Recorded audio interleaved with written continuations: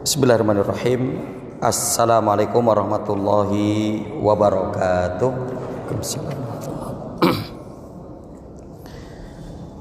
Alhamdulillah, alhamdulillahi kafa. Wassalatu wassalamu ala nabiyil mustafa wa ala alihi wa ashabihi ahli sidqi wal wafa. Usikum wa nafsi bitaqwallah azza wa jalla faqad fazal muttaquna wal mu'minun.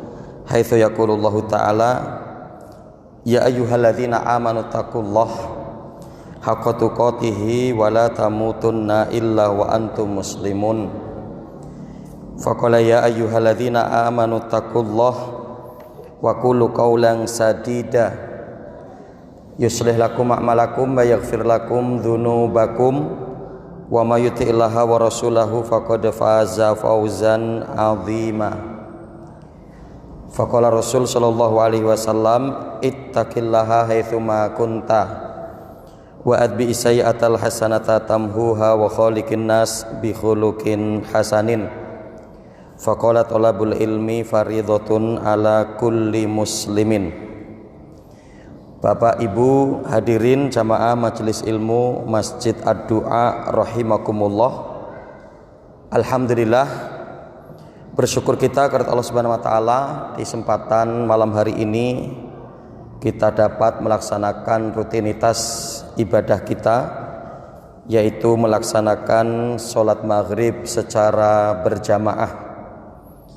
Dan alhamdulillah kita dapat melanjutkannya dengan thalabul ilmi asy-syar'i.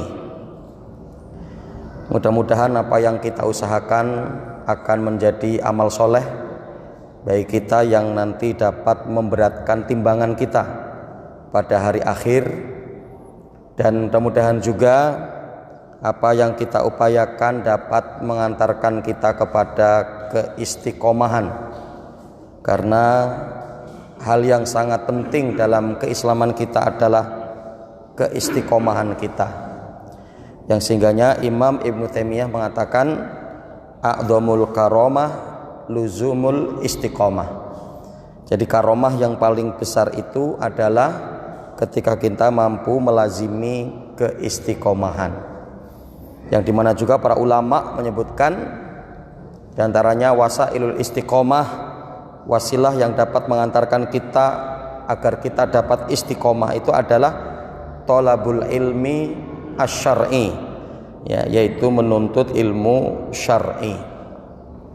Nah, salawat bering salam semoga tercurah atas Nabi kita Muhammad sallallahu alaihi wasallam, pada keluarga beliau, para sahabatnya, tabi'in, tabi'ut tabi'in, dan orang-orang senantiasa komitmen dalam menjalankan sunnah beliau sampai datangnya hari kiamat kelak. Allahumma la sahla illa ma ja'altahu sahla wa anta taj'alul hazna idza syi'ta sahla. Allahumma anfa'na ma 'allamtana wa 'allimna ma yanfa'una. Allahumma zidna ilma. Bapak Ibu rahimani wa rahimakumullah, kita akan melanjutkan kajian kitab kita, kitab Al-Bidayah wan Nihayah, yang ditulis oleh Imam Ibnu Katsir rahimallahu taala, yaitu kaitan dengan as-sirah as-sahabiyah, yaitu sirah atau perjalanan para sahabat-sahabat Nabi sallallahu alaihi wasallam. Dan di mana pada pertemuan yang lalu, di pertemuan sebelumnya kita telah mengkaji tentang sahabat Abu Bakar As-Siddiq, kaitan dengan nama, nasab, beliau, kemudian karakter dan ciri fisik, beliau, di mana bahwa sebagaimana di pertemuan yang lalu bahwa Abu Bakar As-Siddiq adalah Abdullah bin Uthman, di mana bahwa beliau sendiri sudah diberi nama oleh orang tuanya pada waktu itu, yaitu dengan nama Abdullah, dan di mana bahwa kita mendapati keutamaan-keutamaan yang cukup begitu banyak, sehingga ketika kita akan berbicara tentang sahabat Nabi, tidak layak kecuali kita untuk memulainya dari sahabat Nabi yang pertama, karib Nabi, bahkan kemudian ya menjadi mertua Nabi, ya, yaitu Abu Bakar As-Siddiq. Kemudian kita akan melanjutkan, yaitu terkait dengan istri-istri dan putra-putri Abu Bakar As-Siddiq, ya. Abu Bakar pernah menikahi Qutailah binti Abdu al-Uzza, ya, bin Ab bin As'ad pada masa jahiliyahnya, ya. Dari pernikahan tersebut lahirlah Abdullah dan Asma, ya. Maka nanti sehingga bahwa pada waktu itu Qutailah masih dalam kondisi jahiliyah yang kemudian sulit diajak untuk masuk Islam, ya. Dan sehingga kita dapati bahwa dia tetap dalam kondisi, ya, kemusyrikannya, sehingga ketika diantaranya adalah putri daripada Abu Bakar, Asma binti Abu Bakar, ketika itu meminta izin kepada Nabi untuk menjenguk ibunya yang masih dalam kondisi kemusyrikan, maka diizinkan oleh Nabi Shallallahu Alaihi Wasallam.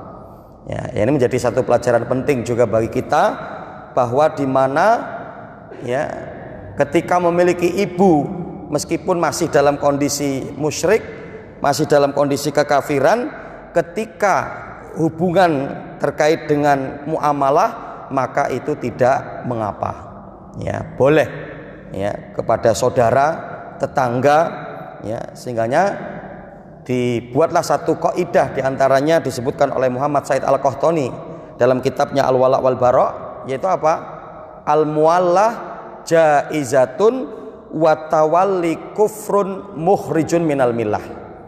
Ya, jadi di mana bahwa ketika adanya seorang itu bentuknya sekedar mualah. Mualah itu kaitan tentang muamalah, hubungan kepada sesama manusia, kaitan dengan muamalah, jual beli, bertetangga, ya, untuk mengunjungi, maka itu tidak mengapa. Yang tidak boleh itu adalah tawalli, ya, di mana apa, ya, mualah atau di mana bentuk keberwalian, ya, tolong menolong, bantu membantu dalam akidah dan ibadah. Nah, maka ini perkara yang tidak diperbolehkan. Ya, maka nanti kita untuk memilah itu masuk dalam kategori mualah atau tawali. Ya, jadi kalau mualah maka masih diperbolehkan. Kalau tawali, ya, kufrun mukhrijun minal millah. Ya. Yang tapi nanti kita akan melihat, ya, sungguh luar biasa sahabat Abu Bakar As-Siddiq, di mana memiliki, ya, putra dan putri yang sangat luar biasa, ya, memberikan pengaruh untuk Islam, kebaikan untuk Islam, dididik oleh seorang ayah, seorang bapak yang baik, ya. Dari pernikahannya dengan Qutailah ini, sahabat Abu Bakar As-Siddiq, ya, diberi anak, lahirlah Abdullah dan Asma. Ya, yang kita pahami bahwa, ya, Abdullah bin Abu Bakar, ya, memiliki keutamaan yang sangat luar biasa, ya. Di antaranya Abdullah bin Abu Bakar ini, beliau sebagai intelijen pada waktu ketika hijrahnya Abu Bakar bersama dengan Rasulullah, ya. Jadi di malam hari ketika Abu Bakar dan Rasulullah berada di Gua Thur, maka yang untuk mengontrol, melihat kondisi akan kekondisifan berada di Gua Thur itu adalah Abdullah bin Abu Bakar. Ya, kemudian di mana apa? Abdullah bin Abu Bakar juga untuk melihat bagaimana kondisi di Mekah. Ya, untuk melihat bagaimana kondisi keadaan kaum Quraisy. Ya, apakah mereka tetap mengejar Rasul ataukah mereka berhenti dari mengejar Rasulullah. Ya, jadi ternyata memiliki prestasi yang luar biasa. Begitu juga dengan Asma, ya, Asma binti Abu Bakar yang terkenal dengan Dzunniqatain, ya, yaitu yang memiliki 2 selendang, ya. Meskipun nanti kita mendapati juga ada riwayat yang menyebutkan bahwa yang dimaksud di sini adalah cadar. Ya. Cadar yang dibelah dua, yang sebagian digunakan untuk membawa bekal bapaknya yaitu Abu Bakar dan Rasulullah, ya, di Gua Thur. Dan juga ada mengatakan bahwa, dan ini pendapat yang masyhur, pendapat yang kuat, yang dimaksud di sini adalah selendang yang dimiliki oleh Asma binti Abu Bakar, ya, yang dimana selendang ini beliau robek, dibelah jadi dua, yang satu digunakan untuk mengikat perut Asma dan yang satu digunakan untuk mengikat membawa bekal untuk Rasulullah dan bapaknya yaitu Abu Bakar As-Siddiq. Ya, bahkan beliau sendiri Asma yang mengantarkan, ya, dari Mekah ke Gua Thur, yang para ulama menyebutkan kurang lebih perjalanan sekitar 5 kilo, dan ketika itu pulang pergi berarti 10 kilo, ya, dan dimana para ulama menyebutkan pada waktu itu Asma dalam kondisi sedang hamil besar, ya. Maka Masya Allah, berarti artinya ini menunjukkan bahwa wanita-wanita dulu itu apa? Ya tidak ngalem mereka. Itu. Jadi dalam kondisi di mana hamil, ketika kemudian untuk ikut dalam perjuangan Islam, menyukseskan Rasul dan bapaknya itu Abu Bakar As-Siddiq dalam proses hijrah, maka itu dilakukan.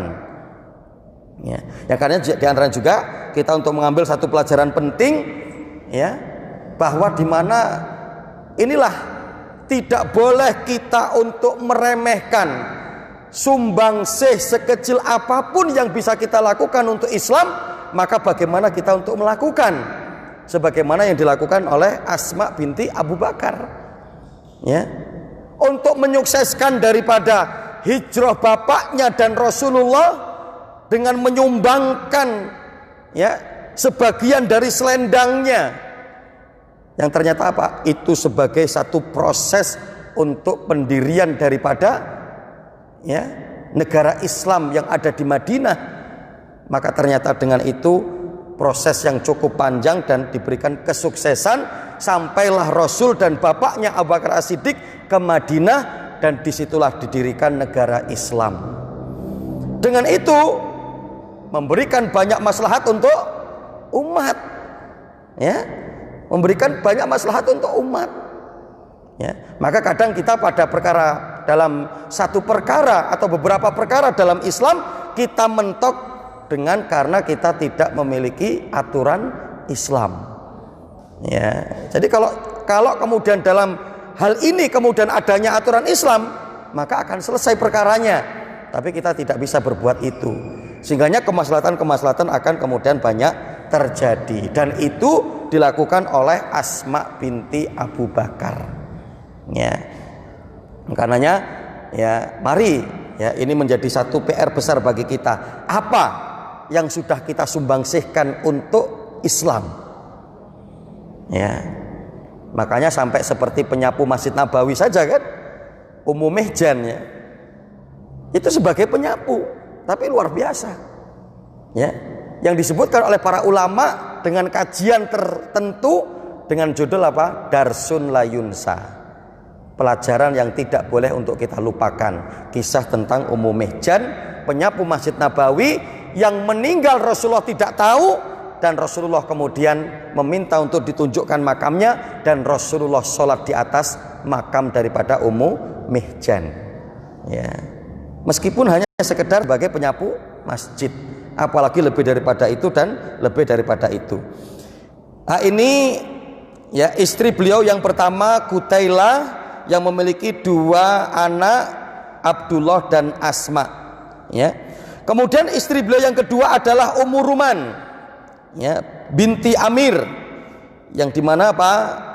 Dari pernikahannya sahabat Abu Bakar As-Siddiq dengan Ummu Ruman lahirlah juga 2 anak, yaitu Abdurrahman dan Aisyah, ya.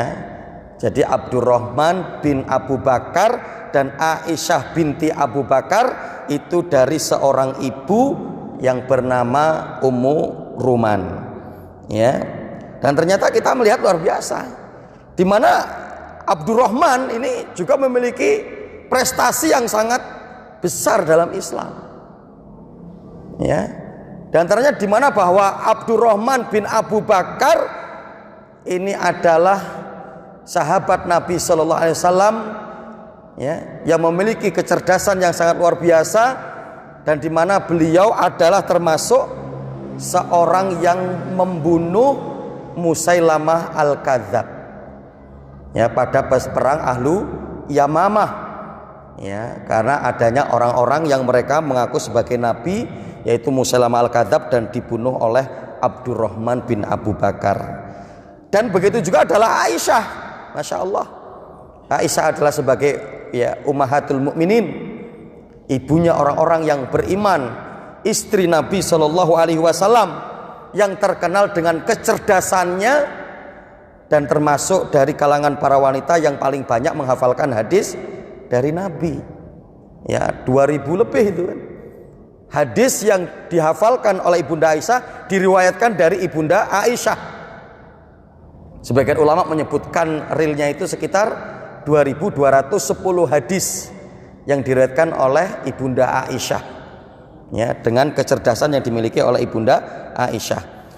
Kemudian istri yang ketiga adalah Asma binti Umais, ya, Asma binti Umais, ya, Masya Allah, ya, Asma binti Umais ini, ya, yaitu jandanya itu berganti-ganti, ya, jandanya itu berganti-ganti. Yang pertama di mana beliau dinikahi oleh Ja'far bin Abi Thalib, ya, dalam satu peperangan Ja'far bin Abi Thalib meninggal, yang kemudian dinikahi oleh Abu Bakar. Ketika Abu Bakar meninggal dinikahi oleh Ali bin Abi Thalib, ya. Maka kondisi di kalangan para sahabat itu begitu, ya, dulu janda-jandaan gitu, ya. Jadi kalau ada janda itu nggak lama, ya. Nah, kalau kita itu kan lama, ya. Kalau ada janda itu siapa yang mau maju, siapa yang mau maju gitu, ya. Ya.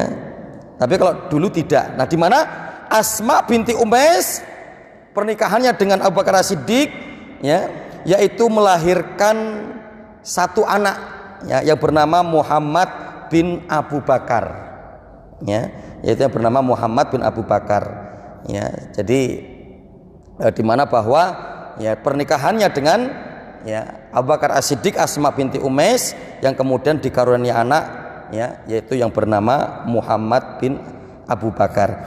Kemudian yang keempat yaitu Habibah binti Khorijah, ya, yaitu Habibah binti Khorijah, ya, yang ini kemudian melahirkan seorang anak, yaitu yang diberi nama Ummu Kulthum, ya. Dan di mana pada waktu itu, ya, Abu Bakar As-Siddiq belum sempat melihat anak daripada Ummu Habibah, atau belum sempat melihat anak dari istrinya yang bernama, ya, Habibah. Ini belum pernah, karena sahabat Abu Bakar As-Siddiq kemudian sudah meninggal terlebih dahulu, ya. Nah, di mana bahwa, ya, kita melihat, ya, putra dan putri daripada sahabat Abu Bakar As-Siddiq itu memiliki prestasi-prestasi yang sangat luar biasa di dalam Islam, ya.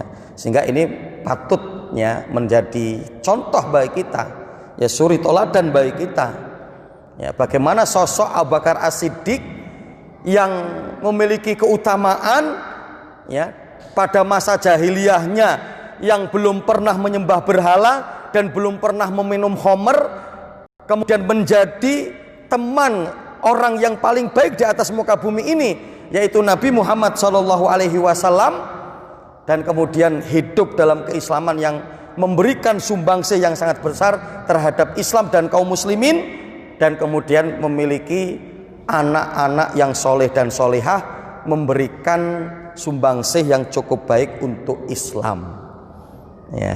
Dan ini yang perlu untuk menjadi daripada program kita, ya. Kemudian apa? Berikutnya adalah terkait dengan beberapa contoh keteladanan dan keutamaan sahabat Abu Bakar As-Siddiq. Yang pertama, beliau adalah sahabat Rasul Shallallahu Alaihi Wasallam di gua dan ketika hijrah. Ya. Jadi sahabat Abu Bakar As-Siddiq adalah teman Rasul Shallallahu Alaihi Wasallam ketika hijrah dan yang menemani Rasul ketika berada di dalam Gua Thur. Ya. Kita mendapati firman Allah di sini dalam surat At-Taubah yang ke-40, illa tangsuruhu faqad nasarahullah id akhrajahu alladhina kafaru thaniyatnaini id huma fil ghar id yaqulu li sahibihi la tahzan innallaha ma'ana. Ya, illa tangsuruhu, ketika kamu tidak menolongnya, tidak membantunya, faqad nasarahullah, dan sungguh Allah lah yang akan menolongnya. Id akhrajahu alladhina kafaru, pada waktu ketika orang-orang kafir keluar, ya, ingin menyakiti Rasulullah, ingin berbuat buruk kepada Rasulullah. Tsaniyasnain id huma fil ghar, pada waktu itu mereka berdua berada di dalam sebuah goa. Id yaqulu li sahibihi, pada waktu itu temannya berkata kepada Rasulullah, ya, la tahzan. Ya, id yaqulu li sahibihi, pada waktu itu Rasul SAW berkata kepada temannya. Para tafsir menjelaskan yang dimaksud di sini adalah sahabat Abu Bakar As-Siddiq. La tahzan, wahai Abu Bakar, janganlah kamu bersedih. Innallaha ma'ana, sungguhnya Allah Subhanahu wa taala itu bersama kita. Ya. Yang karenanya kaum rahimakumullah, ya, jadi kalau kita akan melihat, maka dari kalangan para sahabat Nabi Shallallahu Alaihi Wasallam, ya, tidak ada, ya, prestasi yang melebihi daripada sahabat Abu Bakar As-Siddiq, ya, dalam berbagai macam kondisi dan keadaan. Ya, karena diantaranya apa? Dalam peristiwa hijrahnya Rasul bersama Abu Bakar, yang memiliki peran penting untuk menyukseskan hijrahnya Rasul dan Abu Bakar ini adalah Abu Bakar As-Siddiq. Masya Allah, ya. Sehingga sangat wajar ketika dari kalangan para sahabat yang lain tidak ada yang melebihi posisi akan kebaikannya daripada Abu Bakar As-Siddiq, di mana hijrah itu dimulai dari rumah Abu Bakar As-Siddiq. Ketika Rasulullah dan Abu Bakar hendak berangkat, ya, ke Gua Thur untuk memulai hijrahnya, berangkatnya dari rumah Abu Bakar As-Siddiq. Yang menyiapkan, ya, kendaraannya dengan 2 ekor onta yaitu Abu Bakar As-Siddiq. Ya. Yang kemudian menyiapkan makanannya adalah putri daripada Abu Bakar As-Siddiq, yaitu Asma binti Abu Bakar. Ya. Yang kemudian menjadi intelijen adalah anak daripada Abu Bakar As-Siddiq. Ya. Dan yang kemudian membuat tipu daya dalam perjalanan itu adalah pembantunya daripada Abu Bakar As-Siddiq.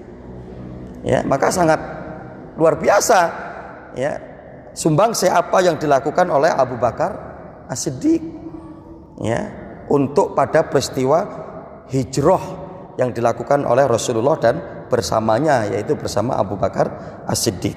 Ya.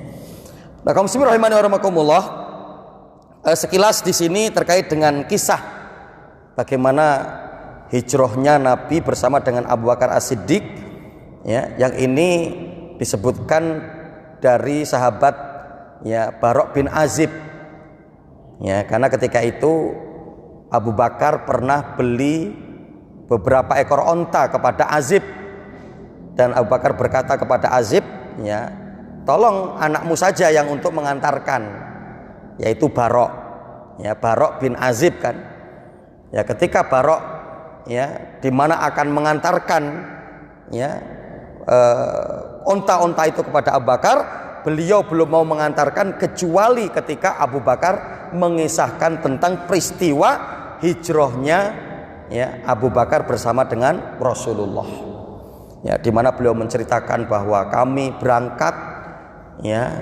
kemudian melakukan perjalanan yang terus menerus, ya, siang malam, ya, beliau kemudian menceritakan, Abu Bakar, sampailah kami di satu tempat dan di situ ada batu, ya, di situ ada batu besar, ya, kami kemudian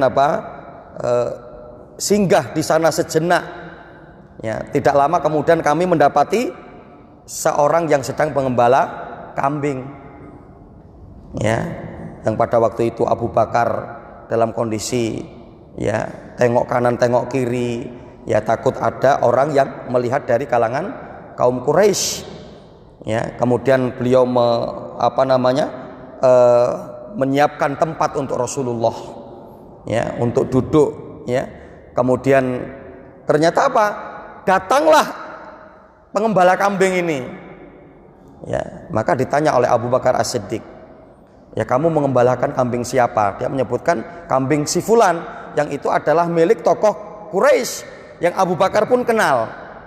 Ya, apakah dari kambing-kambingmu ini ada yang bisa diperah susunya untuk mengeluarkan air susu? Dia mengatakan ada. Dan bisakah untuk memerahkan untuk kami? Dia mengatakan bisa. Akhirnya diperahkanlah ya kambing itu, kemudian susunya diberikan kepada Nabi Shallallahu Alaihi Wasallam. Ya. Dan setelah itu kemudian Abu Bakar As-Siddiq mengatakan, ya Rasulullah, bukankah kita akan melanjutkan perjalanan ini? Ya. Ketika itu kemudian ya Rasul SAW mengatakan tentu kita akan melanjutkan perjalanan ini. Ya. Ketika Rasul SAW bersama dengan Abu Bakar As-Siddiq melanjutkan perjalanan, tidak ada orang dari Quraisy yang dapat menyusulnya kecuali adalah satu orang, ya, yaitu yang bernama Suraqah bin Malik, ya, yang berlari kencang dengan kudanya, ya, mendapatkan woro-woro siapapun yang bisa menangkap Muhammad baik dalam kondisi hidup ataupun mati akan mendapatkan hadiah 100 ekor onta. Ya, tapi ternyata kemudian kakinya terprosok di hadapan Nabi Shallallahu Alaihi Wasallam.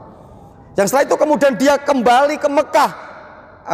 Suraqah bin Malik ini, ketika orang-orang kemudian menanyakan, apakah kamu mendapati Rasul? Apakah kamu bertemu dengan Muhammad? Dia mengatakan tidak. Artinya apa? Untuk menutup-nutupi. Sehingga akhirnya apa? Satu kondisi ketahuan kalau sebetulnya dia bertemu dengan Nabi Muhammad SAW, maka dia dipanggil oleh Abu Jahal. Ya, dipanggil oleh Abu Jahal. Ya, kamu pembohong, kamu dusta, yang padahal kamu melihat Muhammad, kamu bertemu dengan Muhammad, kenapa pada waktu itu tidak menyampaikan kepada kami? Ya, yang karena ternyata apa? Ya, Suraqah bin Malik mengatakan, sungguh saya tidak akan mungkin menyampaikan hal itu kepada kalian, karena sungguh aku betul-betul melihat tanda kenabian yang ada pada Muhammad Shallallahu Alaihi Wasallam. Ya. Yang dimana apa? Tidak mungkin kalian akan bisa apa? Menangkapnya. Ya, yang tidak mungkin dimana kalian bisa untuk menangkapnya. La tahzan innallaha ma'ana. Janganlah kalian bersedih, sungguhnya Allah bersama kita. Dan dari Anas, dari Abu Bakar, beliau berkata, kukatakan kepada Nabi SAW ketika kami berada dalam gua, andai saja sejenak orang di antara mereka, orang-orang kafir Quraisy yang berada di pintu depan Gua Thur, ya, kalaulah ya seandainya di antara mereka, ya, yaitu apa, melihat ke bawah kaki mereka, maka pastilah mereka akan melihat kita. Ya, jadi Abu Bakar ketika itu berkata begitu, kalaulah mereka melihat ke bawah ke kaki mereka, mereka itu akan melihat kami sebetulnya. Ya, yang kemudian apa kata Rasulullah? Madhannuka ya Abu Bakrin bitsnain Allahu tsalitsahuma. Apa yang menjadi pikiran kamu wahai Abu Bakar ketika kemudian kita berdua ada yang ketiga, yaitu Allah Subhanahu wa taala. Ya, jangan kamu lupa wahai Abu Bakar. Ya, sehingganya Rasulullah ketika itu mengatakan la tahzan innallaha ma'ana. Janganlah kamu bersedih, sungguhnya ya Allah Subhanahu wa taala bersama dengan kita. Maka diantaranya nanti Bapak Ibu rahimakumullah, diantaranya dalil ini yang digunakan oleh Syekh Utsaimin ketika beliau menjelaskan di dalam syarah kitab Riyadhus Shalihin, ya, apa yang diucapkan oleh Abu Bakar, kalaulah mereka melihat ke bawah, kalaulah mereka melihat ke kaki mereka, maka mereka akan melihat kita. Artinya berarti melihat Abu Bakar dan Rasulullah. Ya. Pada pembahasan tentang takdir. Karena nanti kita mendapati hadis ya di dalam riwayat Imam Tirmidzi. Ya. Janganlah salah seorang di antara kalian mengatakan, kalaulah aku melakukan ini maka akan terjadi seperti ini, kalaulah aku meninggalkan ini maka akan tidak terjadi perkara yang seperti ini.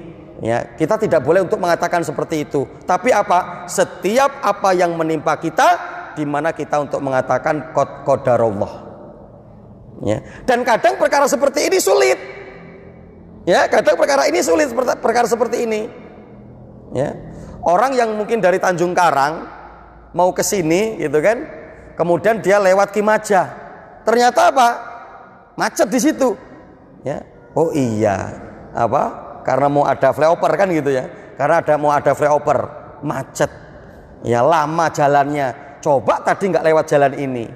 Boleh nggak kita untuk mengucapkan seperti itu? Sebetulnya nggak boleh. Tapi kadang latah gitu ya, kadang spontanitas. Padahal apa? Ketika kita mendapatkan seperti itu cukup qadarullah. Ya. Yang boleh itu sebagaimana dicontohkan oleh Abu Bakar As-Siddiq, disebutkan oleh Syekh Utsaimin rahimahullahu taala, di mana kalau perkara itu belum terjadi. Itu boleh kita ngomong begitu. Ya. Jadi kenapa Abu Bakar As-Siddiq boleh mengatakan seperti ini? Karena dia tidak tertangkap. Kalau dia tertangkap, boleh nggak ngomong seperti ini? Nggak boleh. Qadarullah. Ya kan gitu kan? Ya. Jadi kalau di mana beliau tertangkap, kemudian ketika ditangkap itu dia ngomong sama Rasulullah, ya Rasulullah, coba tadi kalau dia nggak ngelihat ke bawah, nggak ngelihat kita, itu nggak boleh. Ya. Untuk kita ketika kemudian Abu Bakar As-Siddiq dan Rasul, kalaulah ketika itu tertangkap hanya untuk bisa mengucapkan qadarullah. Semua ini sudah ditakdirkan oleh Allah. Ya. Kenapa Abu Bakar kemudian boleh untuk mengatakan seperti itu? Karena tidak tertangkap. Ya, karena tidak tertangkap. Ya. Jadi contoh ini, kita sama teman kita berangkat dari Tanjung Karang, dari rumah yang berbeda. Ya. Dia nelpon kita. Kayak mana? Mau taklim nggak di A2A? Berangkat dong. Ya. Lewat mana? Lewat dalam aja lah, Kimajah. Ya sudah, saya mau lewat bypass, gitu kan? Ya, setelah kemudian ketemu di sini, gitu kan? Kok lambat sih? Iya, ada flyover, lagi pembuatan maka macet. Ya. Terus dia yang lewat jalan yang tidak macet, yang lewat bypass, dia mengatakan, tuh kan? Ya tadi saya sudah bilang, coba lewat sana, jangan lewat dalam, makanya macet, jadi terlambat kan kamu. Nah, ngomong seperti itu apa? Dia boleh, karena itu tidak terjadi pada diri dia. Ya.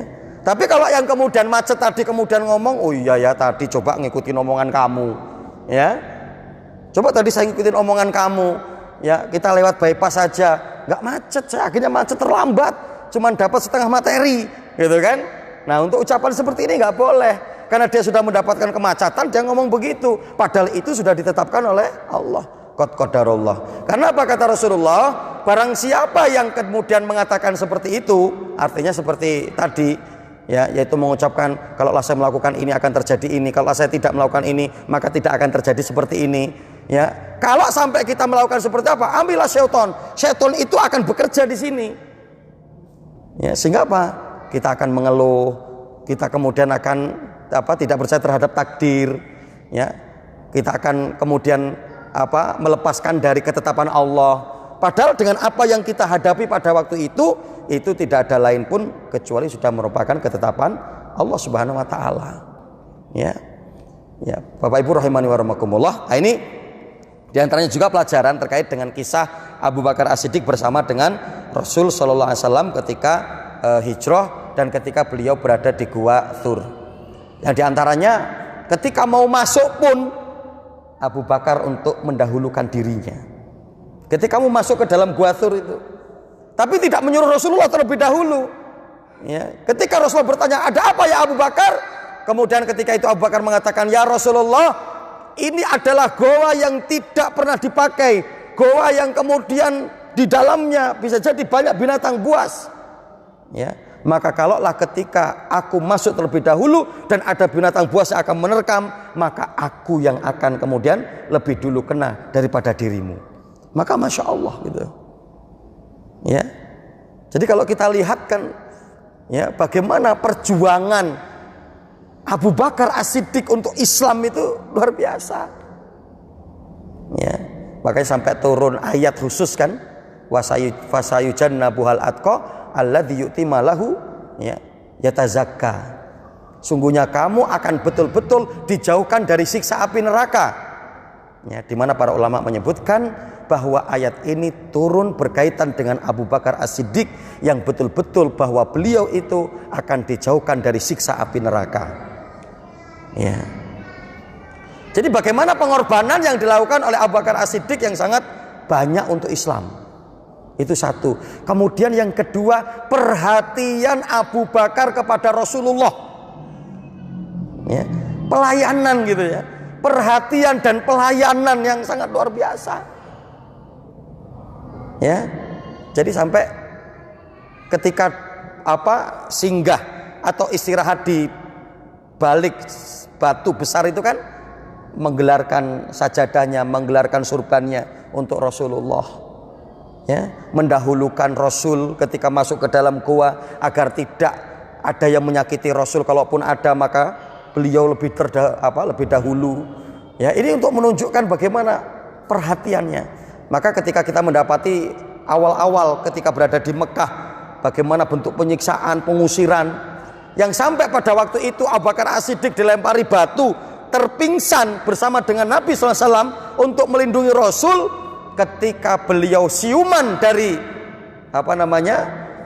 pingsannya itu, yang ditanya pertama kali adalah aina Rasulullah, di mana Rasulullah?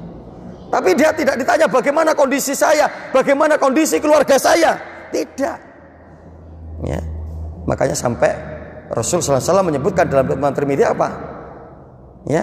Inna amanan nasabi, sesungguhnya orang yang paling percaya kepadaku, ya, fi malihi wa suhbatihi Abu Bakrin. Itu apa?